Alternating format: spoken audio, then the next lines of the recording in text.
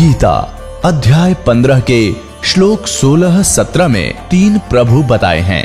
ये 3 प्रभु कौन हैं? किस प्रभु की शरण में जाने के पश्चात जन्म और मरण समाप्त हो सकता है? 3 प्रभुओं में सबसे उत्तम परमात्मा कौन है? कैसा है? उसका क्या नाम है? इन सभी गूढ़ रहस्यों को जानने के लिए अवश्य सुनिए जगत गुरु तत्वदर्शी संत रामपाल जी महाराज के अमृत वचन। उसके बाद प्रकृति देवी विष्णु के पास गई, विष्णु के लोक में। विष्णु से कहा कि बेटा तू भी अपने पिता की खोज कर ले। कहीं फिर बाद में समाधि लगाकर बैठो और सृष्टि रचना में भंग होवे। विष्णु जी अपने पिता ज्योत निरंजन काल भगवान की तलाश में चल पड़े। कहां पहुंचे? शेषनाग के लोक में पहुंचे। और शेषनाग ने जब देखा कि तेरी जुरिडक्शन में यहाँ सबने अपनी अपनी सीमाएं बांट रखी हैं, कुत्ते ने अपनी बांट रखी है, राजाओं ने अपनी बांट रखी है, भैंसे ने अपनी बांट रखी है कि जो भी उस सीमा में आ जाए उसके साथ लड़ मरे, कट जाए और 2 दिन के मेहमान से भी। ऐसे ही शेषनाग ने जब देखा कि तेरी जुरिडक्शन में, तेरे राज्य की सीमा में ये कौन बेधड़क व्यक्ति आ रहा है, इसको कोई डर नहीं तेरा। ऐसे ही अपने 1000 फनों से शेषनाग ने बहुत जोर से फुंकारा छोड़ा विष्णु को भयभीत और सतर्क करने के लिए कि सावधान हो जा, तू कैसे निर्भीक होकर आ रहा है। ऐसे उस जहर का फुंकारा जैसे स्प्रे पेंट होया करे, ऐसे विष्णु जी का शरीर काला बन गया, जैसे धुंध हो जाकर उसके अंदर विष्णु छुप गया। उस शेषनाग के विष के फवारे तक विष्णु जी का शरीर विग्रह काला हो गया, सांवला हो गया। जब विष्णु जी ने देखा कि इस नादान कीड़े ने, इस नादान सर्प ने ये क्या जुल्म किया, मैंने इसका क्या बिगाड़ा था, मैंने तो इसको कुछ कहा भी नहीं था, इसने ऐसे मेरा स्वरूप बिगाड़ दिया, अब इसको ठीक करता हूं, इसको गढ़ता हूं।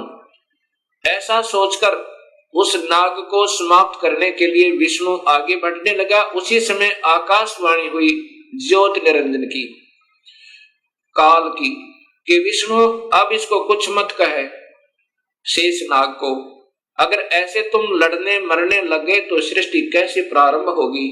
अब इसको कुछ मत कहे, द्वापर युग में ये काली देह में हो जाएगा, जन्म लेगा, इसका अवतार होगा और तय उस समय कृष्ण बनकर जाएगा, उस समय इससे अपना बदला ले लेना। अब तू वापस जा और अपनी मां को स्पष्ट बता दे, झूठ मत बोलना, मैं कभी किसी को दर्शन नहीं दूंगा और ना ही मेरे कोई दर्शन कर सकता, किसी भी वेदों वर्णित विधि से, यज्ञ से, तप से, जप से नहीं कर सकता। यदि झूठ बोलेगा तो तेरा हाल भी ब्रह्मा जैसा हो जाएगा, वापस जा। ऐसा सोचकर, ऐसी आकाशवाणी सुनकर विष्णु जी वापस चल पड़े, मां के पास आए। माता ने पूछा, क्यों पुत्र, पिता के दर्शन हुए? विष्णु जी ने कहा, नहीं मां, मुझे दर्शन नहीं हुए।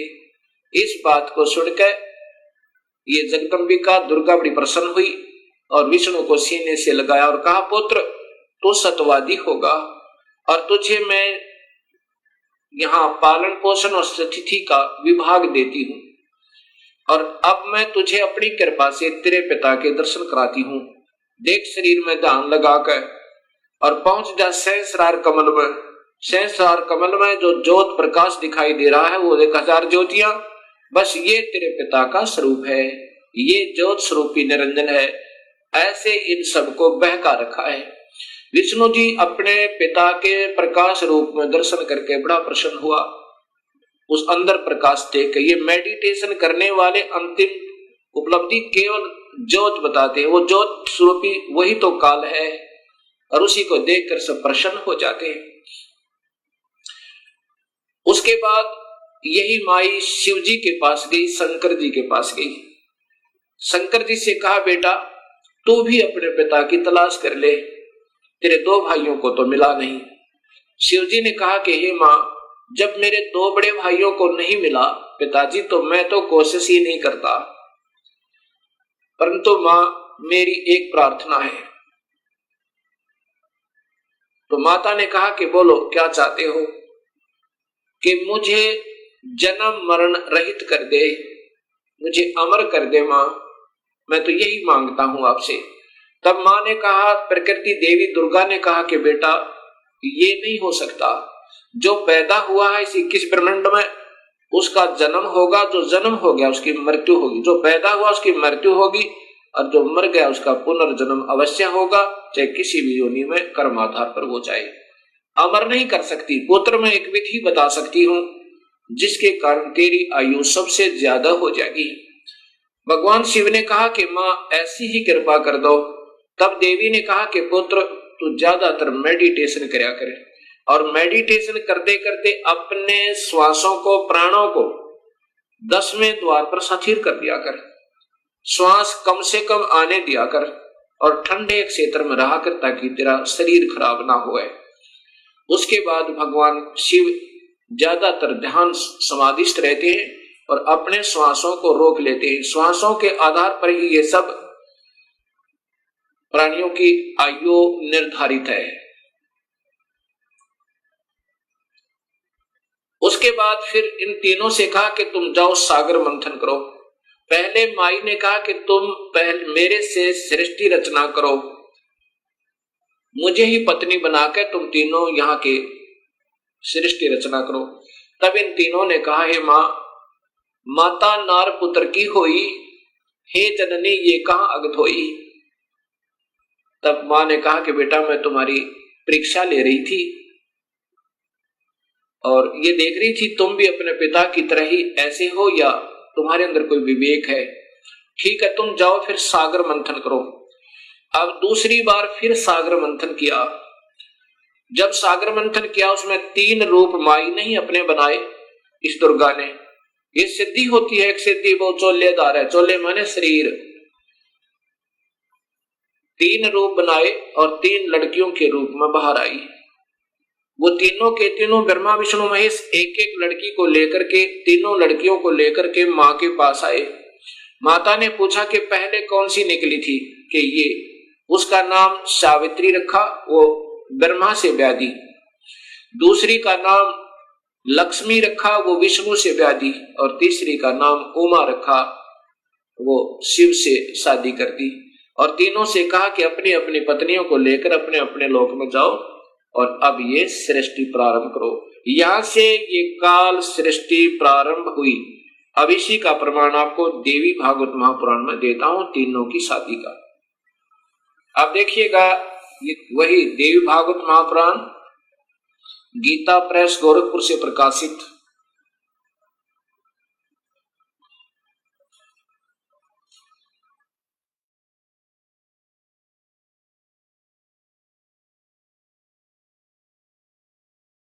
श्रीमद् देवी भागवत महापुराण केवल हिंदी, गीता प्रेस गोरखपुर से प्रकाशित।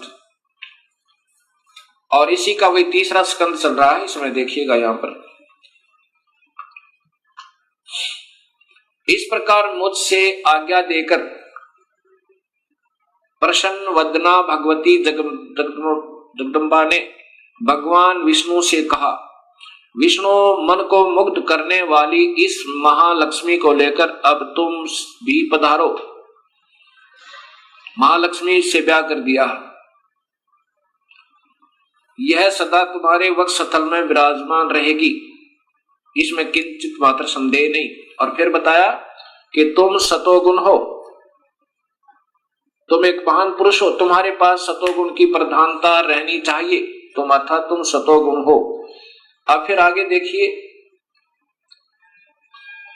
ब्रह्मा जी कहते हैं, देवी ने कहा, शंकर मन को मुग्ध करने वाली महाकाली गौरी नाम से विख्यात ये उमा है, तुम इसे पत्नी रूप से स्वीकार करो। तीनों का ब्याह कर दिया।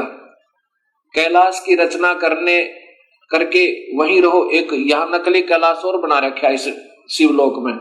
तुम्हारी लीला में तमोगुण की प्रधानता रहेगी, सतोगुण रजगुण गौण रहेंगे, ये गुप्त रहेंगे, वास्तव में तुम तमोगुण है। अच्छा, फिर आगे देखना, यहां फिर कहा ब्रह्मा जी बोले कहते हैं कि इस प्रकार कहकर भगवती जगदम्बिका ने हमें विदा कर दिया। उन्होंने शुद्ध आचार वाली शक्तियों में से भगवान विष्णु के लिए महालक्ष्मी को, शंकर के लिए महाकाली को, मेरे लिए महासरस्वती अर्थात सावित्री को पत्नी बनाने की आज्ञा दे दी। अब तीनों का ब्याह कर दिया। दूसरे स्थानों पर हम तीनों की पुरुष रूप से प्रतिष्ठा हुई। ये फिर हम भगवान बन गए तीन लोग के। अब ये ऐसे काल सृष्टि प्रारंभ हुई। अब इसी का प्रमाण आपको गीता जी में देता हूं। गीता जी के अंदर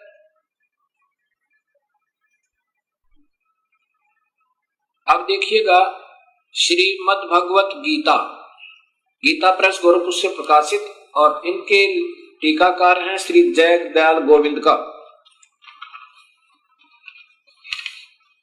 श्री जय दयाल गोविंद का। और ये सबसे पहले अध्याय नंबर 14 का प्रथम श्लोक सुनिए इन्हीं की भाषा में। वैसे तो इन महापुरुषों को विशेष ज्ञान नहीं था, कोशिश की इन्होंने सरलार्थ करने की ढंग से, परंतु सूक्ष्म वेद का ज्ञान न होने से अधूरा पुधूरा ही किया। फिर भी जहां तक इनकी बुद्धि काम की उन्हीं के आधार पर बताता हूं कि ज्ञानों में भी अति उस उत्तम परम ज्ञान को फिर कहूंगा जिसको जानकर सब मुनिजन संसार से परम तर गए, मुक्त होकर परम सिद्धि को प्राप्त हो गए। कि अब ये ज्ञान समझ में आ गया ना कि काल कौन है। अब ये ब्रह्म भगवान स्वयं ही कह रहा है कि अब वो उत्तम ज्ञान तुझे फिर बताऊं अर्जुन, जिसको समझ गए और फिर मेरे जालते सब निकलने की चेष्टा करते हैं, वो निकल जाते हैं। अध्याय नंबर 14 है गीता जी के, अध्याय नंबर 14, चतुर्दशोध्याय। अब इसका अर्थ है कि ज्ञानों में अति उत्तम ज्ञान।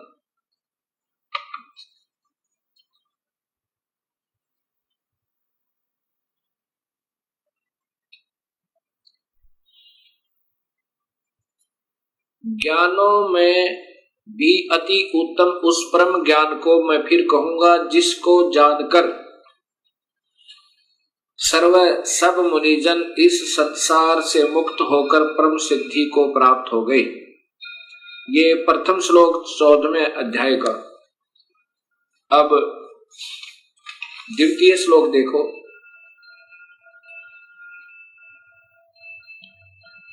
इस ज्ञान का आश्रय करके, धारण करके मेरे स्वरूप को प्राप्त हुए पुरुष सृष्टि के आदि में उत्पन्न नहीं होते और प्रलय काल में भी व्याकुल नहीं होते। अब इसकी मूल संस्कार देखिए दूसरे श्लोक की। ये इन टीकाकारों ने स्वयं ज्ञान न होने से उलझ पुलझ कर देते हैं। क्या लिखा है? इदम ज्ञानम उपाश्रित मम, मेरे इस ज्ञान के आश्रित होकर, जो ज्ञान मैं तुम्हें बता रहा हूं, साधर्म्यम आगता, यानी सत भक्ति करने वाले, सत भक्ति का आश्रित लेकर के, सर्गे अपीन उपजायन्ते, यानी ये सृष्टि के विनाश पर फिर दोबारा उत्पन्न नहीं होते और प्रलय में वे कभी दुखी नहीं होते, वो फिर अविचल हो जाते हैं। फिर देखो, इदम ज्ञानम आश्रित्य मम, मेरे इस ज्ञान का आश्रय लेकर जो मैं अब बताऊंगा, साधर्मम आगता, सत भक्ति करने पर आश्रित हो जाने वाले, सत भक्ति करने वाले, सर्गे माने सृष्टि के प्रारंभ में फिर कभी नहीं उपजते और प्रलय में भी उनका विनाश नहीं होता। ये सीधा अर्थ बना है। अब यहां विचार कीजिए, ये टीकाकार कहते हैं कि इस ज्ञान को आश्रय करके करके अर्थात धारण करके मेरे स्वरूप को प्राप्त हुए। गीता जी के 11वें अध्याय के 47, 48 और 53 और 54 में स्पष्ट किया है कि मुझे मेरे स्वरूप को तो कोई प्राप्त हो ही नहीं सकता। स्वयं ब्रह्म भगवान काल भगवान कहते हैं कि मेरे स्वरूप को तो कोई प्राप्त हो ही नहीं सकता, मेरा ये दर्शन कोई नहीं कर सकता। इसलिए यहां जो इन्होंने विचलित कर दिया, फिर भी इन्हीं के आधार पर अगर चलें तो आगे फिर देखिए,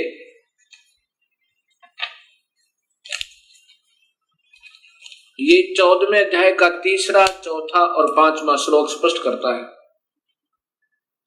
ब्रह्मा विष्णु महेश की उत्पत्ति और काल और प्रकृति से सृष्टि की उत्पत्ति। ये 3रा श्लोक है। मम योनि महत ब्रह्म तस्मिन् गर्भम ददामि अहम संभव सर्वभूतानां ततः भवति भारत। ये देखो, हे अर्जुन, मेरी महत प्रकृति तो भूत सर्वभूतों यानी प्राणियों की योनि अर्थात गर्भास्थान है। मैं उस योनि में चेतन समुदाय गर्भ को स्थापन करता हूं, ततः उसके संयोग से, जड़ चेतन जो आप लिख रहे हैं, उसके संयोग से सब प्राणियों की उत्पत्ति होती है। भूतानां मन प्राणियों की। अब 4था श्लोक देखो, हे अर्जुन, नाना प्रकार की सब योनियों में जितने मूर्तियां अर्थात शरीरधारी प्राणी उत्पन्न होते हैं, ये प्रकृति, ये देखो ध्यान से, प्रकृति जो प्रकृति मैंने शब्द वहां बताया था आपको देवी भागवत महापुराण और शिव महापुराण में, ये वो प्रकृति दुर्गा है। दुर्गा तो उन सब की गर्भ धारण करने वाली माता है और मैं बीज स्थापन करने वाला पिता हूं।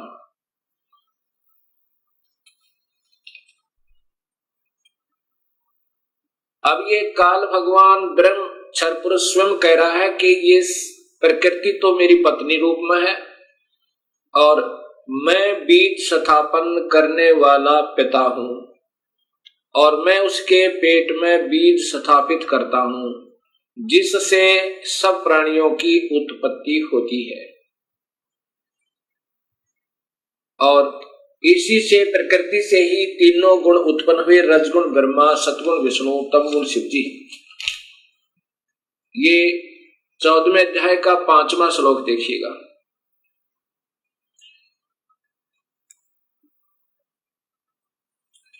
हे अर्जुन,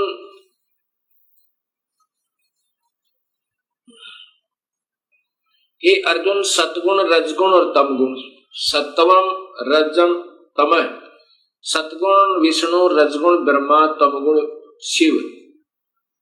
सतगुण विष्णु, रजगुण ब्रह्मा और तमगुण शिव, ये प्रकृति से उत्पन्न, शेरा वाली से उत्पन्न, या स्पष्ट प्रकृति लिखा है हिंदी में भी, प्रकृति संभवा संस्कृत में, प्रकृति से उत्पन्न गुण, तीनों गुण अविनाशी जीव आत्मा को शरीर में फंसा कर रखते हैं, शरीर में बांधते हैं, अर्थात यही इन प्राणियों को बांधने की, कर्म उलझाने के मुख्य कारण है।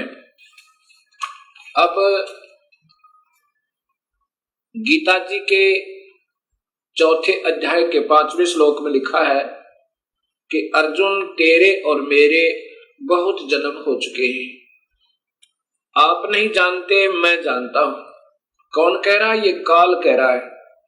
ये श्री कृष्ण जी में प्रवेश कर कर काल बोल रहा है, वो ब्रह्म क्षर पुरुष। अब यही गीता जी के अध्याय नंबर 3 के श्लोक नंबर 14 में प्रमाण है कि ब्रह्म पूर्ण परमात्मा से, अविनाशी परमात्मा से ब्रह्म की उत्पत्ति हुई। गीता जी अध्याय नंबर 3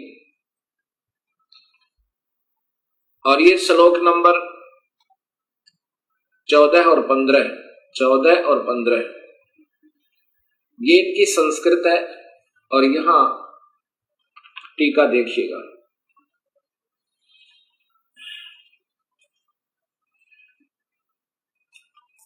यहां से प्रारंभ होता है। भूतानी माने संपूर्ण प्राणी अन्न से उत्पन्न होते हैं। भवंती, अन्न की उत्पत्ति वृष्टि अर्थात वर्षा से होती है। वृष्टि वर्षा यज्ञ से होती है और यज्ञ होती है कर्म सम उद्भव, शुभ कर्मों के कारण, भक्ति कर्मों के कारण। यज्ञ भक्ति शुभ कर्मों के कारण होती है। कर्म, ये देखो स्पष्ट क्या, कर्म को तू ब्रह्म हो, ब्रह्म माने काल, भगवान ब्रह्म से उत्पन्न जान। इन्होंने वेद लिख दिया क्योंकि यहां काल लोक में फंसे तो हमें यह कर्म लगे। ब्रह्म और ब्रह्म यानी या ब्रह्म ही लिखना था, इन्होंने वेद लिख दिया। ब्रह्म यानी क्षर पुरुष को अक्षरम उद्भवम अविनाशी परमात्मा से उत्पन्न जान, इससे सिद्ध होता है कि वह सर्वगतम ब्रह्म। देखो यहां ब्रह्म माने परमात्मा लिखा इन्होंने, तो वहां भी भगवान ही लिखना था, ब्रह्म लिखना था। सर्वगतम ब्रह्म, सर्वव्यापक परमात्मा, सर्वव्यापी वासुदेव। ये सर्वगतम ब्रह्म का अर्थ होता है सर्वव्यापक वासुदेव। वासुदेव परमात्मा से ही सदा ही यज्ञ प्रतिष्ठित है। वो वासुदेव, पूर्ण परमात्मा ही वासुदेव है। ये अपने भी थोड़े थोड़े मंडलों में भी वासुदेव है। गीता जी के अध्याय नंबर 3 के श्लोक नंबर 14-15 से दो बातें सिद्ध हुई। एक तो ये हुई कि काल की उत्पत्ति भी पूर्ण परमात्मा से हुई, ब्रह्म की उत्पत्ति क्षर पुरुष की। और दूसरी ये हुई कि वो सर्वगतम ब्रह्म, सर्वगतम का अर्थ होता है वासुदेव, सर्वव्यापक परमात्मा, सदा ही यज्ञों में प्रतिष्ठित है, अर्थात उसी के निमित्त सभी शुभ कर्म किए जाने चाहिए। उन्हीं को हर धार्मिक कर्म में आगे रखना चाहिए। उसी पूर्ण परमात्मा की ही पूजा करनी चाहिए जिससे हमारे धार्मिक कर्म सफल हों। जैसे यदि वृक्ष की जड़ में पानी डालेंगे तो वो पौधा स्वस्थ होगा और बढ़ेगा, प्रफुल्लित होगा, अन्यथा नहीं होगा। अब ब्रह्म पूर्ण परमात्मा से उत्पन्न हुआ, इसका अन्य उदाहरण वेद देगा। अब वेदों में बताते हैं आपको सृष्टि रचना। अब पूर्ण परमात्मा से ब्रह्म अर्थात क्षर पुरुष की उत्पत्ति। अब अथर्ववेद कांड नंबर 4 अनुवाक नंबर 1 में आपको दृष्टिगोचर होगी। अभी दिखाते हैं।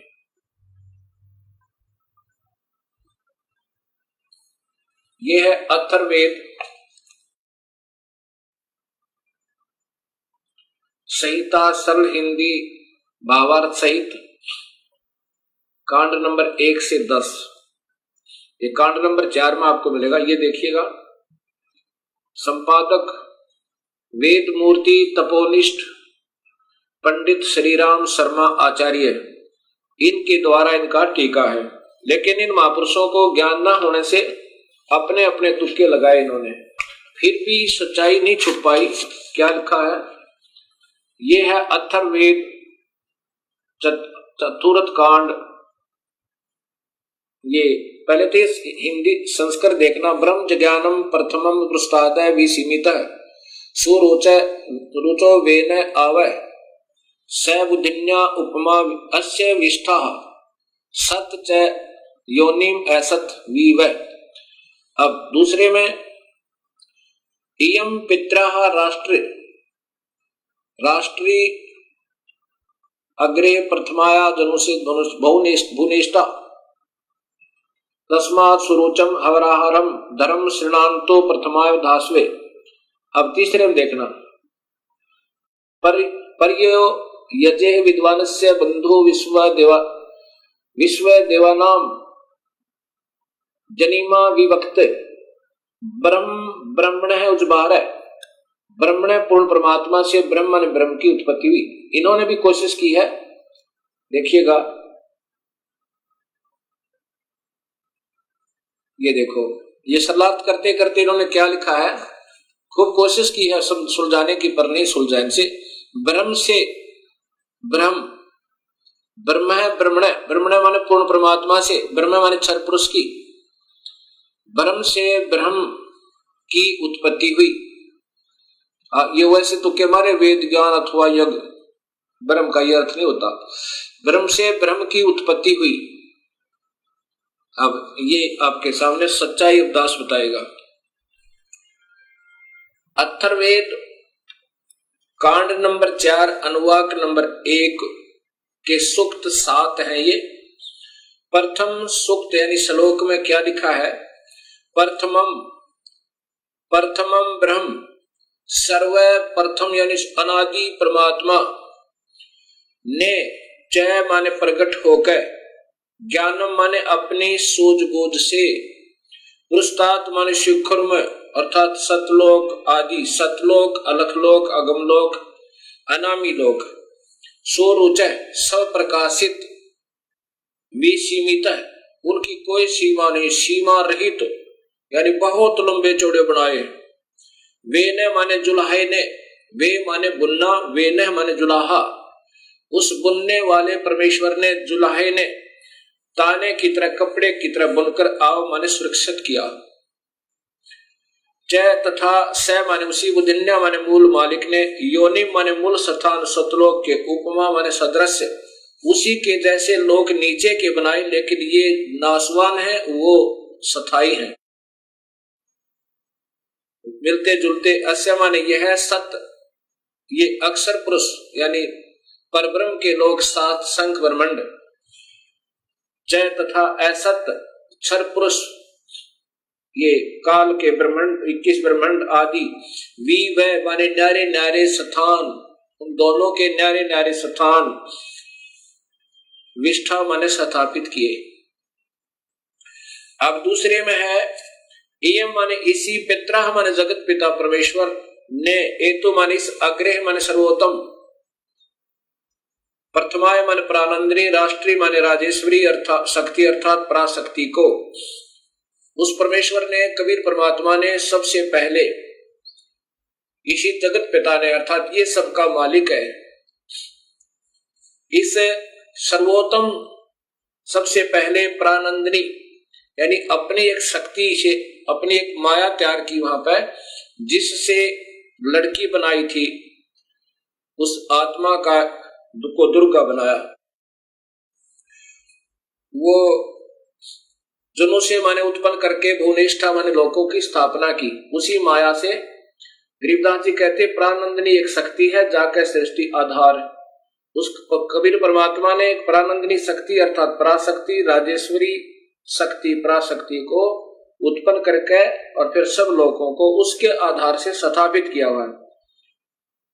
तस्मा माने उसी परमेश्वर ने, सोरुच अपनी स्वेच्छा से, एतम माने इस, प्रथमाया माने पराशक्ति के द्वारा आरंभ, एक दूसरे के वियोग को रोके रखने अर्थात आकर्षण शक्ति से, के शरणांतु कभी ना समाप्त होने वाले, धर्म माने भाव स्वभाव से, दासवे माने रोका हुआ है। अब श्लोक नंबर 3 में पर माने सर्वप्रथम, देवाना मान देवताओं व ब्रह्मांडों के, जजे माने उत्पत्ति के ज्ञान को, विद्वान से माने जिज्ञासु भगत के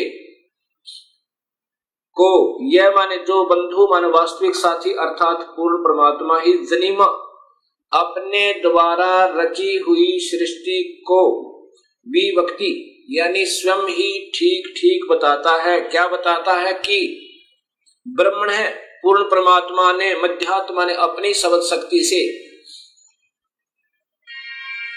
ब्रह्म माने क्षर पुरुष अर्थात काल को उज्भार माने उत्पन्न करके, विश्वा माने सारे संसार को अर्थात सर्वलोकों को, ऊंचा है नीचे है, ऊंचा तो सतलोक, अलखलोक, अगमलोक, अनामी लोक, और नीचे ये परब्रह्म और ब्रह्म के सर्व ब्रह्मांड। सवधा अपनी धारण करने वाली अभिमान आकर्षण शक्ति से, परतस्थो यानी दोनों को अच्छी प्रकार स्थापित किया है। अब चौथे श्लोक में लिखा है कि स माने उसी सर्वशक्तिमान परमात्मा ने ही माने निसंदेह दिव्य माने ऊपर के चारों लोक, सतलोक, अलखलोक, अगमलोक, अनामी लोक अर्थात अकय लोक आदि ये लोग तो दिव्य गुणों युक्त लोकों को रत सथा माने बिल्कुल अविनाशी तौर पर अजर अमर रूप में से स्थिर किए करके सह माने उन्हीं के सम्मान पृथ्व्या माने ये पृथ्वी वाले लोग परब्रह्म और ब्रह्म के ये सभी लोग पृथ्वी लोग कहलाते हैं। ये नासवान हैं और ऊपर के अविनाशी हैं। इनको न्यारे न्यारे बना करके स्थापित किया।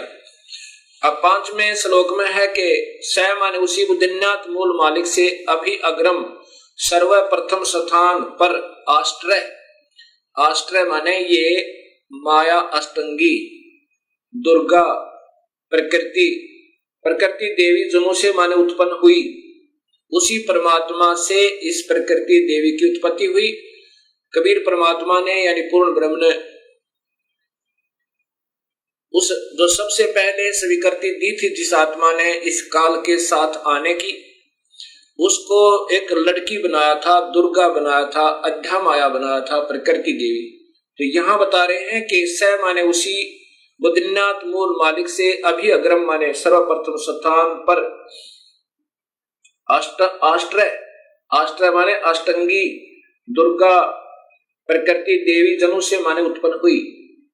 तस्य माने यही सम्राट माने राजाधिराज, बृहस्पति माने जगत गुरु, देवता परमेश्वर, यत माने जिससे, अह माने सबका वियोग हुआ है, ये वही परमात्मा है हम जिससे बिछुड़कर आए हुए हैं। अथ माने इसके बाद ज्योतिष माने ज्योत स्वरूप निरंजन अर्थात काल के, शुक्रम माने बीज से, वीर्य से, जनिष्ठ माने उत्पन्न होकर, विप्रा माने ये सभी भक्त आत्माएं, वी माने अलग से अलग अलग, धूमंत का अर्थ है मनुष्य और स्वर्ग लोक में, इस लोक में, पाताल लोक में आदि, स्वर्ग लोक आदि में वसंतो माने निवास करने लगी। और यही गीता जी के 14वें अध्याय का 3-4 श्लोक बताता, 5वां श्लोक बताता है कि मैं तो सभी प्राणियों का पिता हूं और मैं इस प्रकृति देवी के पेट में गर्भ में बीज स्थापन कर देता हूं जिससे सभी प्राणियों की उत्पत्ति होती है। और यही ये अथर्ववेद बता रहा है कि पहले तो हम उस परमात्मा से बिछड़े, पूर्ण परमात्मा से, और उससे वियोग होने के बाद फिर इस काल के और प्रकृति के संयोग तक हम ये न्यारे न्यारे रहने लगे, बस यहाँ अपना अलग शरीर बना। अब 6वां श्लोक बताता है कि पूर्व माने पहले वाले, नूनम माने निसंदेह, तत्व माने वह पूर्ण परमेश्वर ही, अस्य माने इस, काव्य माने शास्त्र अनुकूल साधक को, काव्य माने शास्त्र अनुकूल साधक को, जो विधिवत साध करता है को, वापिस मह माने सर्वशक्तिमान, देवस्य माने परमेश्वर के, पूर्वस्य माने पहले के, धाम माने लोक अर्थात सतलोक में हिनोती भेज देता है।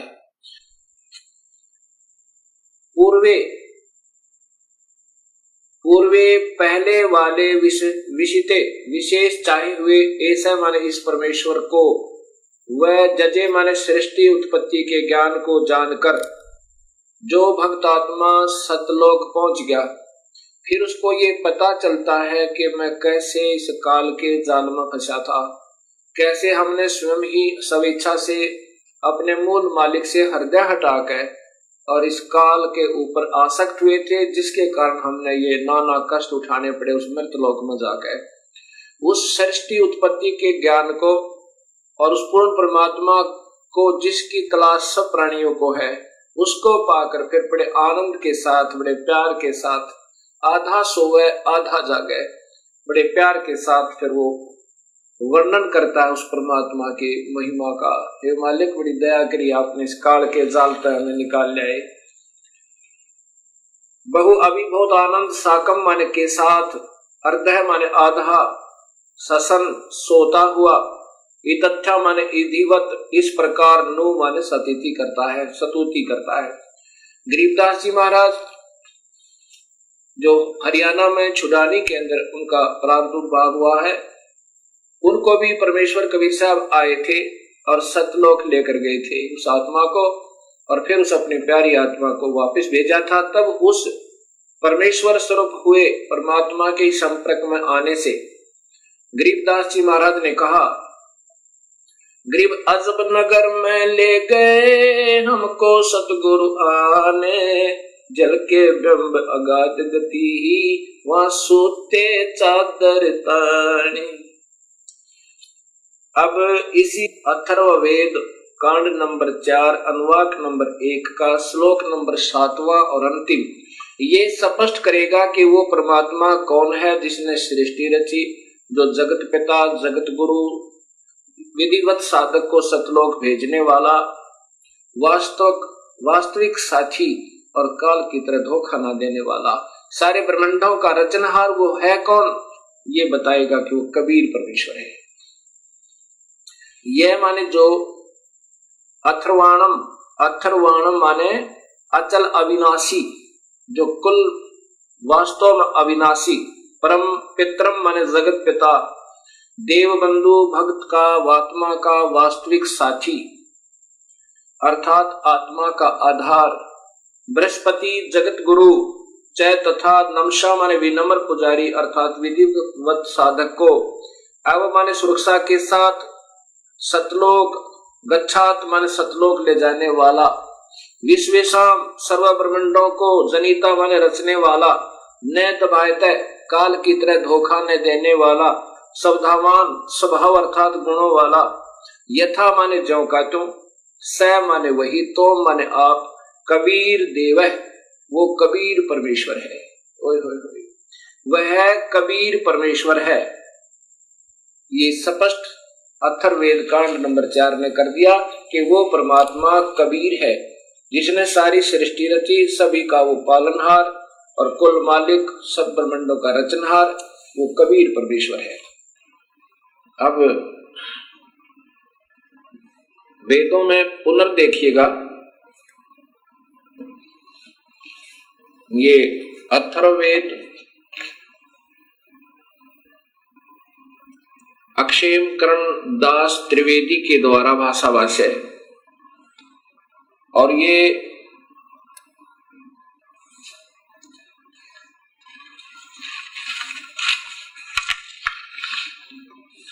अथर्ववेद भाषा भाष्य प्रथम कांड से सप्तम कांड तक इसका ये आर्य समाज के द्वारा मान्यता प्राप्त है। इसका सरलार्थ प्रकाशक है सर्वदेशिक आर्य प्रतिनिधि सभा, महर्षि दयानंद भवन, रामलीला मैदान, नई दिल्ली। दूरभाष इतना और इतना। अब नीचे देखिएगा, ये अथर्ववेद आर्य भाषा भाष्य प्रथम कांड से सप्तम कांड तक श्री पंडित क्षेमकरण दास जी त्रिवेदी कृत भाष्य। अब इन्होंने सच्चाई को छुपाते छुपाते भी नहीं छुपा पाए, क्योंकि इनको स्वयं ज्ञान नहीं। ये देखिएगा,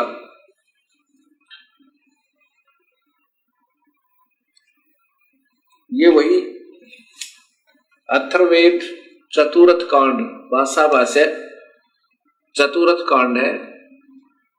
इसके ये देखो यहां पर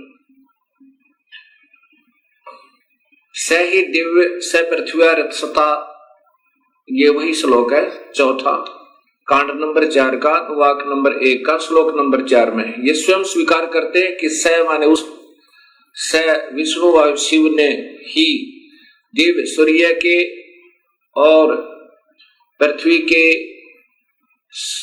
सत्य कारणों में स्थित होकर विशाल सूर्य और पृथ्वी के अक्षेप के साथ ये देखना ठहराया। उस विशाल परमेश्वर ने जात सन प्रगट होकर, ये विशेष ध्यान से देने की बात है इनकी, ये स्वयं स्वीकार करते हैं कि प्रगट होकर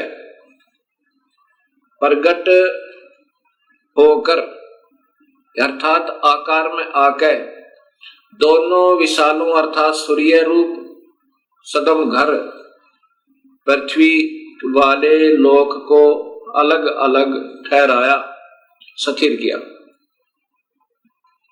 अब देखिएगा भक्तात्माओं, एक तरफ तो महर्षि दयानंद जी कहते हैं परमात्मा निराकार है, वह कभी आकार में आता ही नहीं, और उसी आर्य समाज को स्वीकार्य ये भाषा भाष्य है, इसमें ये स्वयं स्वीकार कर रहे हैं कि वेद में लिखा है कि परमात्मा ने प्रगट होकर और ऊपर के और नीचे के लोक रचे। अब मैं जो दिखाना चाहता था कि देव माने परमेश्वर, यही अथर्ववेद कांड नंबर 4 अनुवाक नंबर 1 का श्लोक नंबर 7 है। ये देखें, ये लिखा है, ये अथर्वाणम पित्रम देवबंधु बृहस्पतिम नमसा आवच गच्छात त्वम विश्वेशाम जनिता यथा स कबीर देव। ये है कबीर देव, कबीर परमेश्वर, न दभायत स्वाधावान। इन्होंने कवि को ऐसे लिख दिया अपसर्ग लगा के, ये फिर भी कबीर है, जैसे पुनर्जन्म, ये फिर भी रे का काम करते हैं। कबीर देव माने स्वीकार करते परमेश्वर, इसको ऐसे ही रहने देते जो का तू। कबीर को कबीर लिख देते और देव माने परमेश्वर लिख देते कि वो कबीर परमेश्वर है, इन्हीं के शब्दों में स्पष्ट हो जाता। तो ये ऐसे लिखना था। अब ये अनुवाक नंबर 7 को का श्लोक नंबर 7 अथर्ववेद कांड नंबर 4 का अनुवाक नंबर 1 और श्लोक नंबर 7 वही है। ये अथर्वणाम पित्रम देवबंधु बृहस्पतिम नमसा आवच गच्छात तवम विश्वेशाम जनिता यथा सह कबीर देव न दबाते स्वादावान। आविष्कार से ऐसे बनता है, यह माने जो, अथर्वाण माने अचल अविनाश अर्थात अविनाशी, पित्रम माने जगत पिता, देवबंधु भक्तों का वास्तविक साथी अर्थात आत्मा का आधार बृहस्पति जगत गुरु, जय तथा नमसा विनम्र पुजारी अर्थात विधिवत साधक को अब हमारे सुरक्षा के साथ गच्छात सतलोक ले जाने वाला, विश्वेशाम सर्व ब्रह्मांडों को जनीता माने रचने वाला, न दबायत काल की तरह धोखा न देने वाले, स्वाधावान मन स्वभाव अर्थात गुणों वाला, यथा ज्यों अर्थात वैसा ही, स माने वह, त्वम माने आप, कबीर देव। इसको ऐसे भी लिख सकते हैं और ऐसे भी लिख सकते हैं। ये कबीर देव, इसको ऐसे रह कर नीचे अपसर्ग लगा के भी लिख सकते हैं। कबीर देव है, वो कबीर परमेश्वर है।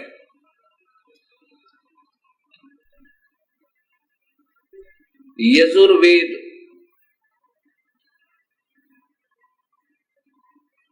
अब यजुर्वेद ऐसे लिखा जाता है, ये यजुर्वेद है। इसका संधि छेद करके लिखे तो यजुर्वेद तो भी उस पवित्र पुस्तक का ही बोध है। यदि हम इसको ऐसे लिखेंगे तो भी ये पुस्तक पवित्र पुस्तक का ज्ञान कराएगी, ऐसे लिख देंगे तो भी ये पवित्र पुस्तक है। यजु का अर्थ होता है, यजुर का अर्थ है जिसमें यज्ञ स्तुतियां ऋचाएं हैं, उस धार्मिक पुस्तक को यजुर्वेद कहते हैं। यजुर का वास्तव में अर्थ होता है जो पवित्र यज्ञ स्तुतियों का स्रोत, जिसमें यज्ञ स्तुतियां ईश्वरीय वंदनाएं हैं, वो है कहाँ? वो उस पुस्तक में है। यदि ये पुस्तक नहीं लिखेंगे तो ये लिखते रहो यज्ञ स्तुतियां, वो कहाँ है? जब तक ये नहीं लिखेंगे यजुर्वेद में है, तब तक ये समस्या हल नहीं हो सकती। ऐसे ही ठीक इसी प्रकार इन कलयुगी ऋषियों ने महिमा गाने की चेष्टा तो की है कि परमात्मा ये कर देता है, परमात्मा ये कर देता है, उसकी सबने पूजा करनी चाहिए, और ये नहीं लिखा कि वो परमात्मा कबीर है। अब जो गुण बताए गए प्रभु के, वो है कहाँ, वो कैसा है, वो कौन है? वेद प्रत्यक्ष बताते हैं वो मनुष्य जैसा है, और वो कबीर नाम है उसका, वो आकार में है। और इन्होंने क्या लिख दिया, कैसा सरलार्थ कर दिया इन कलयुगी ऋषियों ने। जैसे कोई दूध की महिमा गावे और कहे वो बहुत ही अच्छा पेय पदार्थ है, बड़ा पौष्टिक आहार है, सफेद सफेद है, सबके पीने योग्य है, सबको पीना चाहिए। वो है कहाँ, वो कैसा है? वो तो निराकार है, वो तो कोई है ही नहीं, वो तो मिलता ही नहीं। कोई बात हुई? जहां दूध लिखा था उसका लिख दिया सफेद सफेद पेय पदार्थ। अब दूध को दूध ही लिख देना था, जिससे वो दूध दूध कह के कहीं ढूंढ ले गए। ऐसे ही वेदों के सरलार्थकर्ताओं ने कबीर को सर्वोच्च और कुछ बना दिया, वहां कबीर ही लिख देना था ताकि वो ढूंढ ले वो परमात्मा कबीर है। अब यहां देखो,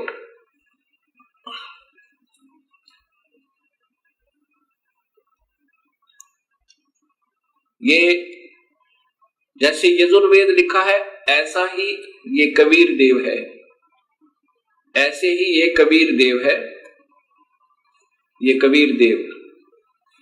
ठीक इसी प्रकार चारण वेदों में लिखा है कि वह कबीर देव, कबीर साहेब है, जो सर्वशक्तिमान, जगत पिता, सर्वश्रेष्ठी, रचनहार, कुल मालिक तथा पाप कर्म काटने वाला, वह काल की कारागार से छुड़ाने वाला अर्थात बंदी छोड़ है। इसको कबीर देव लिखे तो भी कबीर परमेश्वर का ही बोध है, इसको ऐसे लिखेंगे तो भी इस परमेश्वर का ही बोध है। कवि या कबीर का अर्थ शब्दकोश में ब्रह्मा, सूर्य आदि लिखा है, तो ब्रह्मा का अर्थ है सृष्टि रचनहार। त्रिलोकीय ब्रह्मा तो केवल रजोगुण प्रभावित करके जीव से ही अन्य प्राणियों की उत्पत्ति करवाता है, इसलिए ब्रह्मा की उपाधि प्राप्त है। अब यही सृष्टि रचना कबीर साहब के कबीर सागर से उनकी वाणी में लिखा है, धर्मदास ये जग पौराना, कोई न जाने पद निर्वाणा, यही कारण मैं कथा पसारा, जग से कहिए एक राम नियारा। अपने प्रिय हंस शिष्य श्री धर्मदास जी से कबीर परमेश्वर कह रहे हैं कि पुत्र, अब मैं तुझे जो यह कथा सुनाई है, मैंने ये इसलिए सुनाई है कि वो परमात्मा भिन्न है और सभी शास्त्र प्रमाण देते हैं वो मैं ही हूं, और यही कथा तुम सबको सुनाना और सब भोली आत्माओं के भ्रम का विनाश करना, उनके संशय को मिटा देना कि परमात्मा आकार में है और वो कबीर है। धर्मदास ये जग पौराना, कोई न जाने पद निर्वाणा, यही कारण मैं कथा पसारा, जग से कहिए वो राम नियारा। यही ज्ञान जग जीव सुनावो, सब जीवों का भरम नसावो, अब मैं तुमसे कहूं चिताई, इन त्रिदेवन की उत्पत्ति भाई। ये कबीर परमात्मा 600 साल पहले बता रहे हैं, और जो आज सभी शास्त्रों में जो का तो प्रमाण मिला कि इन तीनों देवताओं की उत्पत्ति कैसे हुई। जैसे शिव महापुराण में आपने पढ़ा, देखा कि ये प्रकृति देवी, इसकी 8 भुजाएं हैं, ये दुर्गा, ये इन तीनों देवता ब्रह्मा विष्णु महेश की माँ है, और काल इनका पिता है। ये नासवान है, ये जन्म मरण में है। ये देवी भागवत महापुराण ने प्रत्यक्ष किया, यानी स्पष्ट किया, आपके सामने प्रमाणित किया। अब मैं तुमसे कहूं चिताई, त्रिदेवन की उत्पत्ति भाई, कुछ संक्षेप कहूँ गहुराई, सब संशय तुमरे मिट जाई।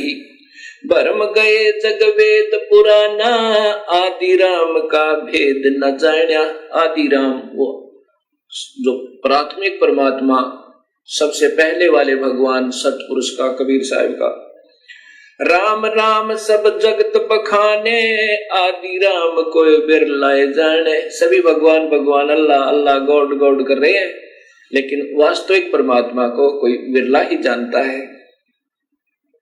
ज्ञानी सुने सो हृदय लगाई, मूर्ख सुने तो गम ना पाई। धर्मदास की सत्य कथा को बुद्धिजीवी बुद्धिमान व्यक्ति सुनेंगे तो हृदय से लगाओगे और धिक्कारेंगे उन नादान संतों को जो अभी तक गुमराह कर रहे थे समाज को। और जो बुद्धू हैं, मूर्ख हैं, वो रूढ़िवादी और पिट्ठू बने हुए उन चतुर प्राणियों के, उन नादान गुरुओं के, कहते उनके समझ में नहीं आवे। ज्ञानी सुने सो हृदय लगाई, मूर्ख सुने सो गम ना पाई। माँ अष्टंगी पिता निरंजन, ये जम दारुण वंशन अंजन। इन ब्रह्मा विष्णु महेश की माँ अष्टंगी है और पिता ये ज्योति निरंजन काल भगवान है। पहले कीन निरंजन राई, पीछे से माया उपजाई। पहले ये ब्रह्म की उत्पत्ति की थी, अंडे में शब्द शक्ति थे कबीर परमेश्वर ने, और पीछे से अष्टंगी अष्टरा, जिसने उस आत्मा ने सबसे पहले स्वीकृति दी थी इस काल के साथ आने की, उसको कबीर परमेश्वर ने लड़की बना दिया था, प्रकृति देवी बना दिया था, अध्या माया बनाया था। पहले कीन निरंजन राई, पीछे से माया उपजाई। माया रूप देख अति शोभा, देव निरंजन तन मन लोभा। इस प्रकृति देवी दुर्गा के रूप को देख कर ये काल भगवान आसक्त हो गए थे और उसमें विषय वासना कामदेव ने, सेक्स ने सताया था।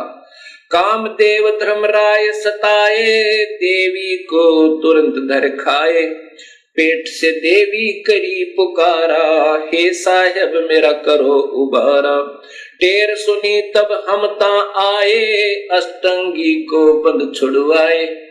तब कबीर परमात्मा अपने पुत्र जोगजीत का रूप धार के और वहां पहुंचा काल के लोक में, और प्रकृति देवी को उसके पेट से निकाला काल के पेट तक।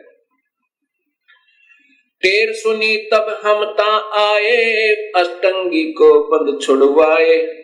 सतलोक में कीना दुराचारी, काल निरंजन दीन नकारी। सतलोक में दुराचार करने के कारण वहां से इसको निष्कासित कर दिया और इसका नाम काल रख दिया, ब्रह्म का, ज्योति निरंजन का। काल पड़ गया, इसका नाम काल कहा जाने लगा। माया समेत दिया भगाई, 16 शंख कोस दूरी पर आई। अष्टंगी और काल अब दोई, मंद कर्म से गए बिगोई। मंद कर्म तय प्रकृति देवी का मंद कर्म था कि अपने पति अपने मालिक तय हृदय हटा के इस काल में लगाया। ये पति भर्ता धर्म से गिरी, इसका मंद कर्म ये था। और फिर काल ने मंद कर्म किया, इसके ऊपर नीयत खराब की। अष्टंगी और काल अब दोई, मंद कर्म से गए बिगोई। धर्मराय को हिकमत कीन्या, नख रेखा से भग कर लीन्या। धर्मराय की ने भोग विलासा, माया को रही तब आशा। ये प्रकृति देवी गर्भवती हुई। 3 पुत्र अष्टंगी जाए, ब्रह्मा विष्णु शिव नाम धराए। इस अष्टंगी ने, दुर्गा ने, प्रकृति ने 3 पुत्र ब्रह्मा विष्णु महेश को जन्म दिया। 3 पुत्र अष्टंगी जाए, ब्रह्मा विष्णु शिव नाम धराए। 3 देव विस्तार चलाए, इनमें यो जग धोखा खावे। पुरुष गम कैसे कोई पावे, काल निरंजन जग फरमावे। पुरुष गम कैसे को पावे, काल निरंजन जग फरमावे। 3 लोक अपने सुत दीन्या, सोन निरंजन बासालीन्या।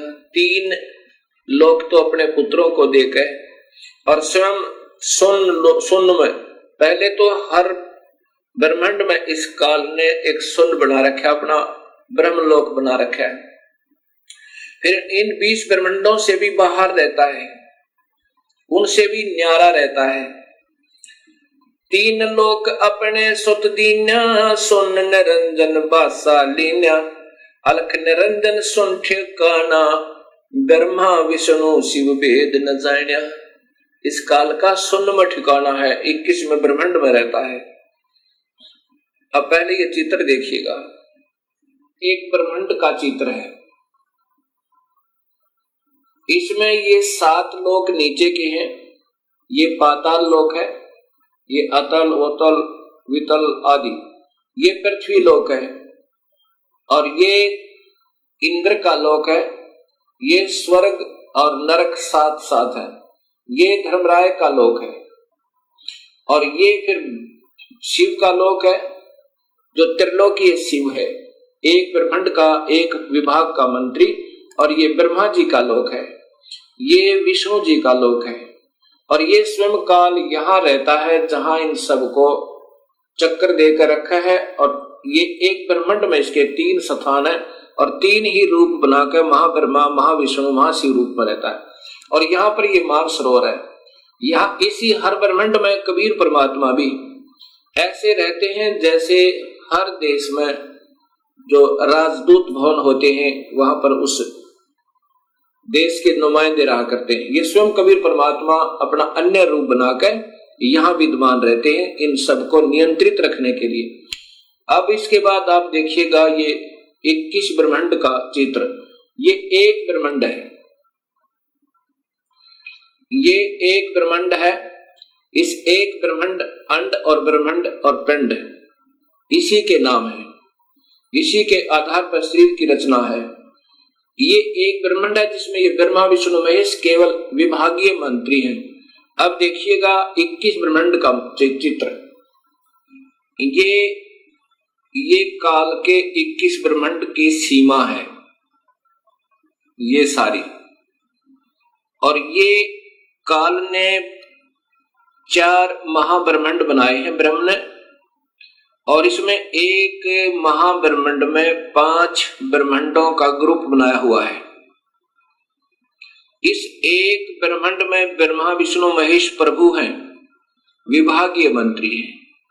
ऐसे ऐसे ये 20 ब्रह्मांड हैं, और ये काल इनको ऐसे गोलाकार बंद करके ये एलिप्टिकल स्पेस साइज में शेप में इनसे बाहर रहता है, इनसे बाहर यहां रहता है। ये है सतलोक जाने का रास्ता, और काल का निज लोक ये एक महाब्रह्मांड को इसने अपना राजधानी बनाई हुई है। काल का निज लोक ये तपतशिला, यहाँ भूनकर 1 लाख जीवों के शरीरों को सूक्ष्म शरीरों में से माल निकाल कर, और जीव मरते नहीं उनको फिर अपने कर्माधार पर भेज देता है। यहाँ 12 अचिंत भक्तों का निवास स्थान है। ये पुण्यात्मा जो सारे जीवन में बहुत अच्छी साधना करते हैं उनको यहाँ रख देता है, और फिर इन्हीं को गुरु बना करके इन भोली आत्माओं को गुमराह करने के लिए यहाँ से भेज देता है, और इनके कर्म बिगड़वा देता है गलत साधना करके और करवा के, और फिर इनको नरक में ठोक देता, फिर अन्य आत्माओं को यहाँ भेज देता है। अब यहाँ देखिए, इसी काल ने धोखा देने के लिए नकली सतलोक, नकली अलखलोक, नकली अगमलोक और नकली अनामी लोक की रचना करवाई हुई है। ये देखो, अब ये आपके ये फिर देखो पूरा का पूरा,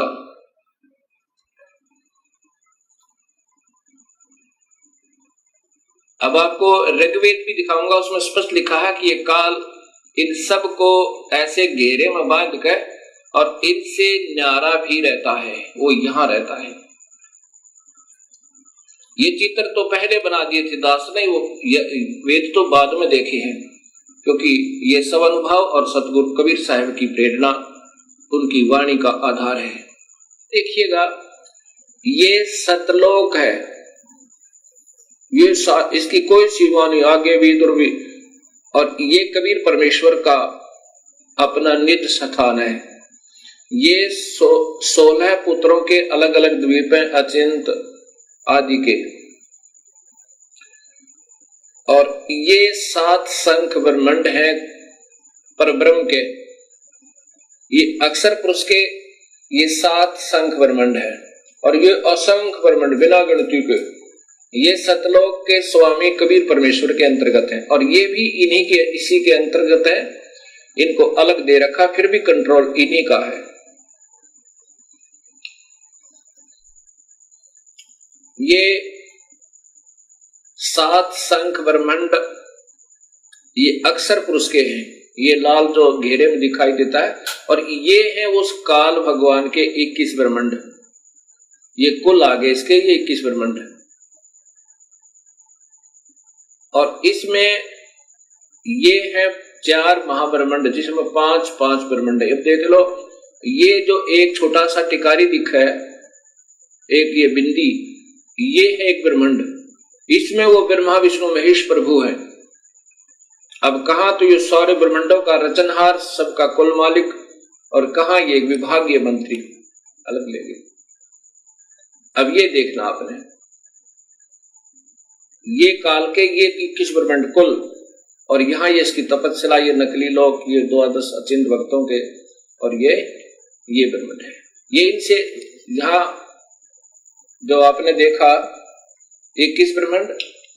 अब कबीर साहब कहते हैं कि काल निरंजन सुन ठिकाना, ये यहां पर इसका वास्तविक स्थान है।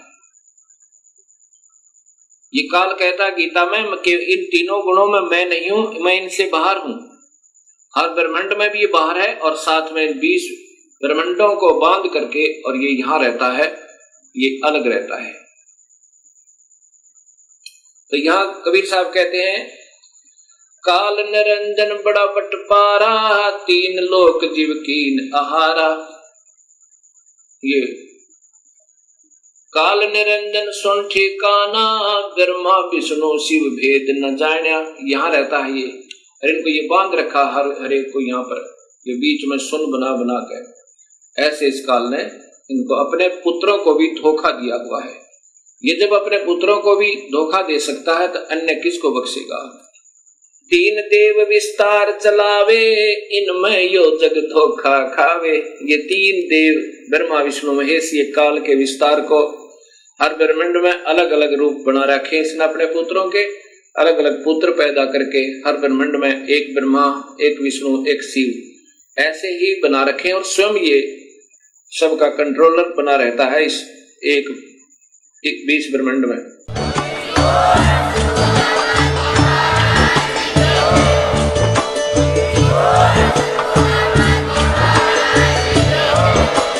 आप सुन रहे थे जगत गुरु तत्वदर्शी संत रामपाल जी महाराज जी के मंगल प्रवचन। अधिक जानकारी के लिए विजिट कीजिए हमारी वेबसाइट www.jagatgururampalji.org। संत रामपाल जी महाराज जी के शुभ आशीर्वाद से पूरे विश्व भर में 500 से भी ज्यादा नाम दीक्षा केंद्र हैं, जिन पर संत रामपाल जी महाराज जी द्वारा ऑनलाइन निशुल्क नाम दीक्षा दी जा रही है। अपने नजदीकी नाम दीक्षा केंद्र का पता करने के लिए संपर्क करें 8222880541।